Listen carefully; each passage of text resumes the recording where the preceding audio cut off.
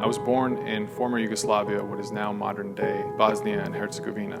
A brutal civil war began in 1991 and ripped through Bosnia in 1992. Last fall, I went to school on a regular Thursday. Around third period, our teachers got an announcement to check their emails. They told us that our school counselor, Miss Chitwood, had died the night before from COVID. I was born and grew up in a Christian home. My dad was a pastor. I think as I grew up, just constantly being around ministry and church camps, I started to find myself really struggling inward. So in December, we learned that I had a colloid cyst in the third ventricle of my brain. On February 12th, I underwent neuroendoscopic brain surgery to remove this 6-millimeter cyst. Within 5 months, I gave my life to Christ and I was baptized. And I was excited for my husband to join me on this incredible journey, but that's not exactly how it happened.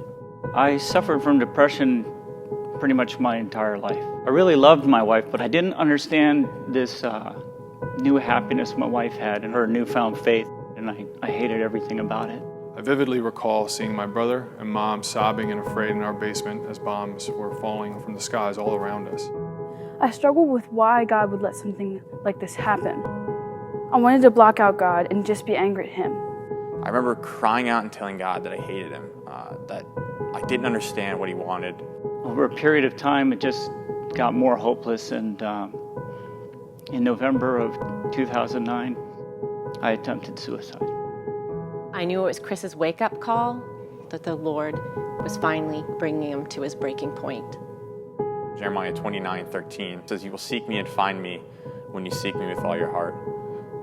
It doesn't say you will seek me and find me when you have it all together, or when there's no struggle, or when things are easy, but when I give my all in following Him.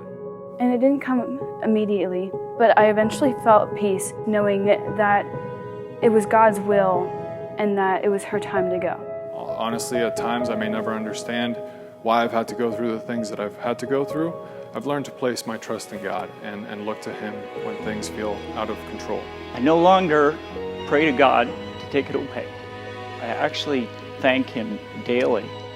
I was profoundly reminded that sometimes when what feels like God taking something away, He's actually giving you something else, something abundantly better. This is This is my resurrection story. Proclaimed For the kingdom Of God.